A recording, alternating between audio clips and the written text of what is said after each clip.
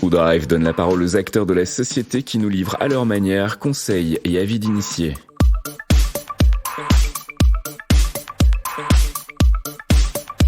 WoodTalk, c'est la discussion French Cloud.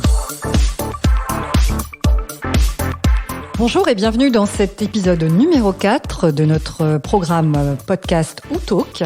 Aujourd'hui, notre invité est Mathieu Plane, directeur adjoint au département analyse et prévision de l'Observatoire français des conjonctures économiques. Bonjour Mathieu et bienvenue. Bonjour, merci de m'accueillir. Nous continuons à traverser cette crise sanitaire, Mathieu, sans précédent. L'heure est déjà, pour autant, à un bilan intermédiaire sur la santé des entreprises et leur capacité ou non à avoir traversé cette première période de confinement.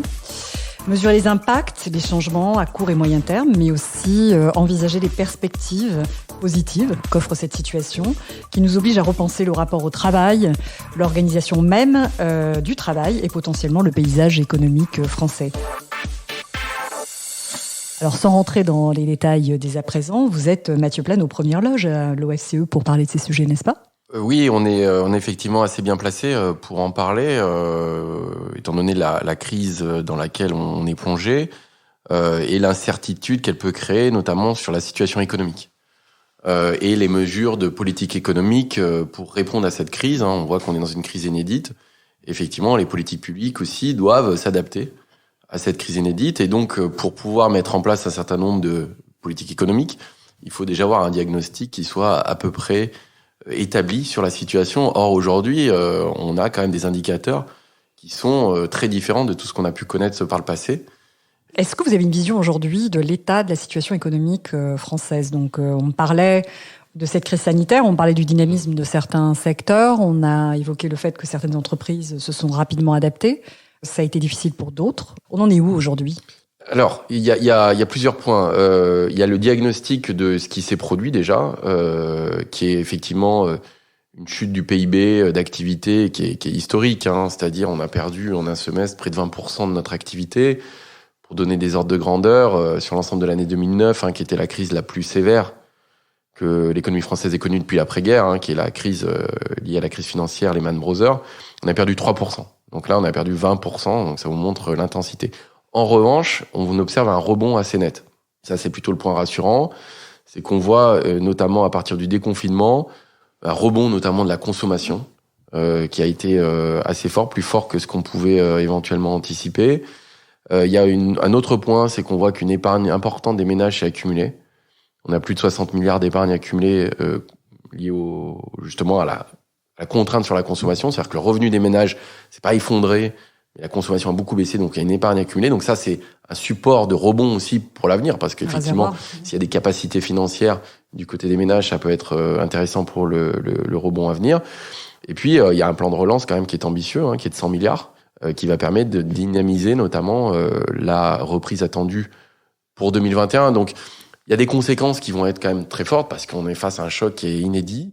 Mais il y a les points positifs, c'est que d'une part, il y a cette épargne dont je vous parle, et puis le fait que l'État, les banques, l'État français, mais aussi les autres États de partenaires européens, mais aussi les banques centrales, ont fait beaucoup pour éviter qu'il y ait vraiment un effondrement de l'économie. Et donc pour le moment, tout ça est quand même assez contenu, même si on peut pas évacuer le fait qu'il y a des risques de faillite assez élevés, qu'on voit le chômage quand même beaucoup augmenter, et que, il faut quand même aussi le dire, notre spécialisation sectorielle nous avantage pas. C'est-à-dire, comme je vous disais, c'est qu'il y a un choc qui est sectoriel, qui est lié notamment au tourisme. Tourisme, on a plutôt un point d'attractivité fort, et l'aéronautique est notre fleuron industriel. Or, il se trouve que ces deux secteurs sont quand même touchés en plein cœur par cette crise Covid.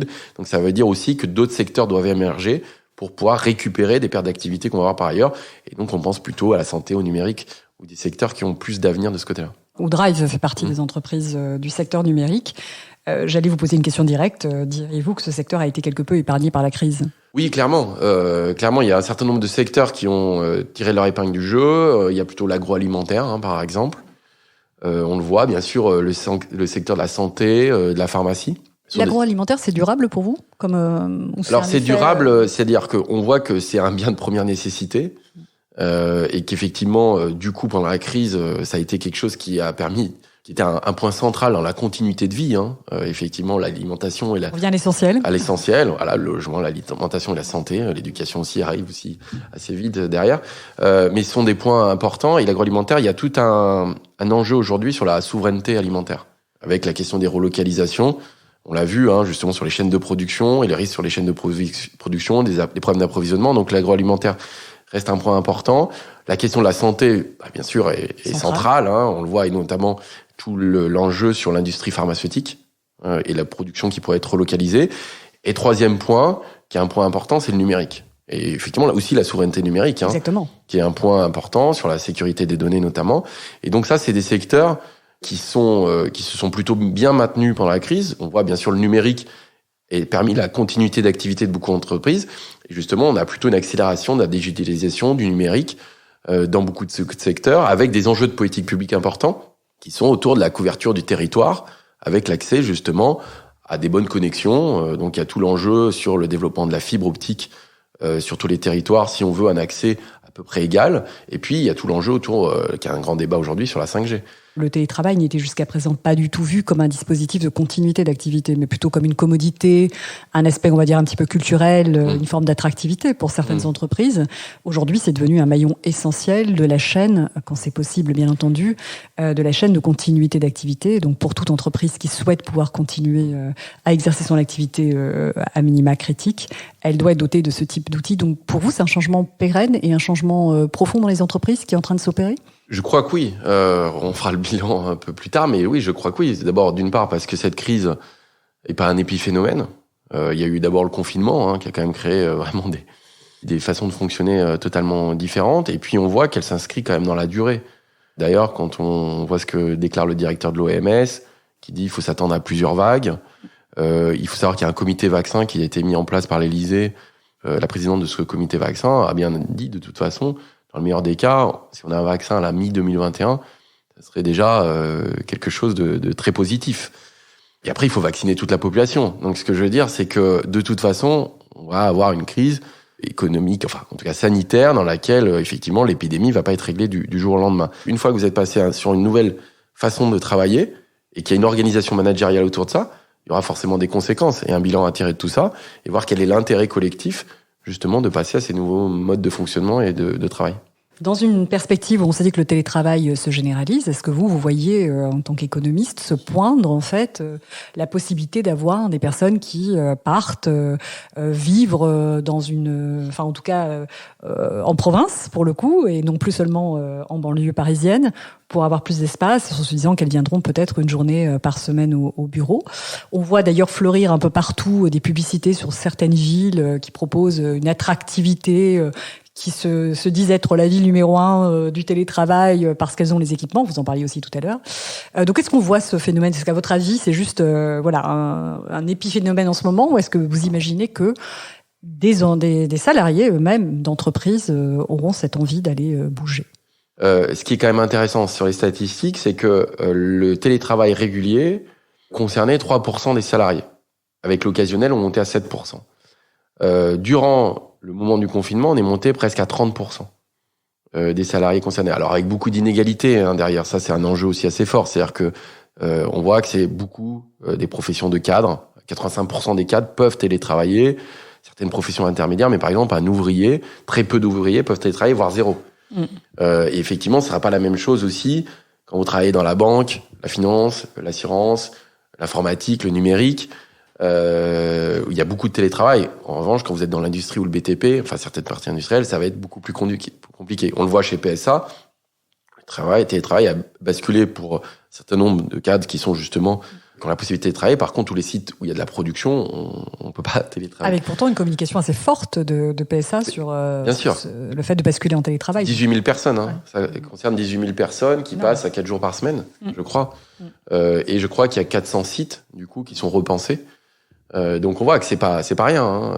Et donc oui, il y a cet effet-là qui va être quand même important. Et puis il y a deux choses, c'est l'organisation, c'est-à-dire est-ce que l'entreprise a intérêt à basculer là-dessus, c'est-à-dire est-ce qu'il y a gisement de productivité, coût des locaux, même peut-être arbitrage, j'allais dire presque modération salariale versus possibilité de télétravail, parce que ça fait partie des conditions de travail. Bien sûr. Et donc l'attractivité on va dire, de haut potentiel ou de personnes, en tout cas, bien qualifiées, peuvent être demandées peut-être dans leur contrat, surtout du télétravail, en contrepartie, pas forcément de salaire mirobolant. Donc, je pense que ça, c'est un atout aussi pour être attractif.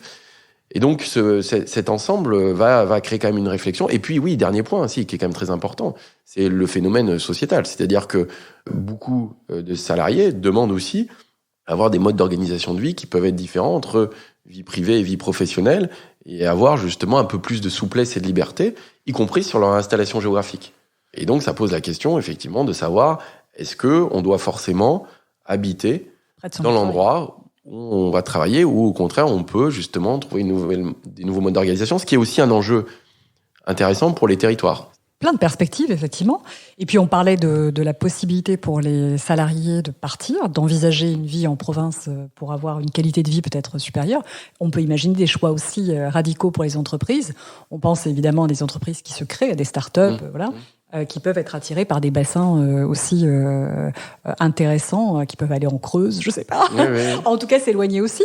Aujourd'hui, c'est une opportunité pour elles également d'aller, vous parliez de redynamiser les territoires, c'est possible pour les entreprises aussi de prendre ces choix radicaux et de se dire, je m'installe pas du tout en région parisienne. Tout à fait. Je dirais d'autant plus effectivement, les PME assez innovantes, les start-up, qui justement peuvent passer très vite sur ces outils numériques, ou déjà qu'ils les maîtrisent.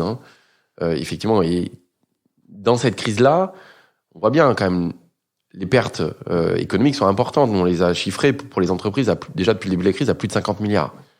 Malgré les dispositifs d'activité partielle, le fonds de compensation qui a été mis en place pour les PME, donc ça veut dire qu'il reste des coûts fixes importants. Et donc, certains nombres d'entreprises vont se retrouver à faire des choix assez vite, à la fois leur continuité d'activité, mais aussi sur des coûts financiers. C'est-à-dire, on choisit, et si on doit réduire quelque chose, qu'est-ce qu'on réduit ? Est-ce qu'on réduit la masse salariale ? Et là, c'est le risque, effectivement, de destruction d'emplois, de licenciements, ou est-ce qu'effectivement, on essaye d'arbitrer sur des coûts fixes, sachant qu'on peut avoir des possibilités de fonctionner autrement. Donc ça, c'est quand même un point important. Et puis, pour les nouvelles entreprises qui vont s'installer, effectivement, là, pour le coup, il y aura un intérêt assez fort, sachant que les bassins d'emploi s'élargissent. À partir du moment où vous avez accès à un télétravail ou la possibilité de travailler à distance, vous n'êtes pas obligé juste de recruter dans le bassin d'emploi qui est proche de votre lieu d'installation. Donc ça donne des perspectives aussi beaucoup plus larges, y compris pour des personnes qui étaient loin des grandes agglomérations, mais qui avaient effectivement des qualifications qui auraient pu être intéressantes aux entreprises. Mais du coup, ça recrée une nouvelle mobilité. Peut-être votre point de vue justement sur ce plan de relance. Quelle est votre opinion en tant qu'économiste, à votre avis ? Est-ce que le curseur a été mis au bon endroit ? Quelle est votre vision ? Alors, il y a plusieurs points. C'est-à-dire que le plan de relance, alors c'est 100 milliards qui vont être à peu près injectés. C'est donc historique, c'est pareil. Inédit, c'est inédit. C'est quand même des sommes qui sont très importantes. Un peu plus de 30 milliards devraient émerger pour 2021. Et après, on est autour de 40 milliards pour 2022 et des investissements un peu plus de long terme, par exemple sur le plan hydrogène, sur la suite. Les points intéressants, c'est qu'ils visent à une vraie transformation économique, ou accompagner la transformation économique. Notamment sur un certain nombre d'investissements, on le voit autour de l'investissement dans la transition écologique, qui est un point assez fondamental, et sur notamment la rénovation thermique des bâtiments, les nouvelles mobilités. Et ça, c'est un point important, et notamment avec tout ce qui va être autour des infrastructures ferroviaires, le plan aussi automobile, qui facilite l'achat de véhicules qui sont moins polluants. Donc ça, c'est des points importants. Alors, il y a un plan vélo aussi, pour les grandes villes. Donc, on voit qu'il y a quand même une transformation derrière tout ça. Il y a aussi un plan d'investissement aussi de long terme sur tout ce qui est politique d'innovation, et dont le numérique fait partie. Merci pour cette analyse. On peut peut-être revenir sur le principe de souveraineté numérique, qui est peut-être pas forcément compris par tous, mais en tout cas, l'idée, c'est donc d'avoir des acteurs référents, qui soient des acteurs européens, qui permettent effectivement d'avoir la main, on va dire, sur les données critiques des entreprises. C'est bien votre vision, c'est le sens de cette souveraineté numérique ?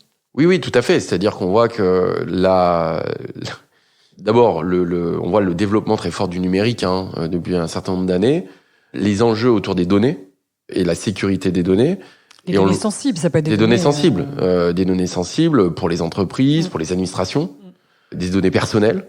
Donc, il y a beaucoup de choses. Et donc, on voit aussi avec le développement du télétravail, on voit que le télétravail peut aussi bien fonctionner s'il est sécurisé. C'est-à-dire que si vous pouvez faire des réunions à distance mais qui peuvent pas être espionnés, typiquement. Ou voilà, il faut quand même, dans beaucoup de boîtes industrielles, voilà, il y a quand même des enjeux qui peuvent être forts. Et donc, garantir la sécurité de ces données-là, ou de l'information, de la transmission de l'information, c'est essentiel. Et pour les États aussi, c'est la gestion de ce qu'on appelle l'État stratège. C'est-à-dire qu'est-ce qu'on considère comme stratégique pour le monde de demain.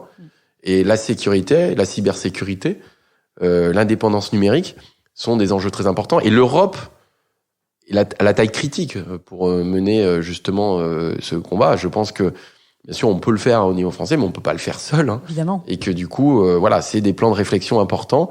D'ailleurs, dans le plan de relance, qui est un plan de relance aussi européen, il y a un volet numérique qui est important. Et donc ça, c'est un point nouveau. Et donc, il y a 390 milliards qui ont été quand même 750 milliards, hein, pour être honnête, avec les prêts, mais c'est 390 milliards de vraies subventions nouvelles, avec 3 points, je dirais. C'est effectivement transition écologique, formation, et notamment la question de l'emploi des jeunes, et puis aussi tout ce qui est infrastructure et transition numérique, qui sont des points importants. Donc ça, c'est les axes forts de l'Europe.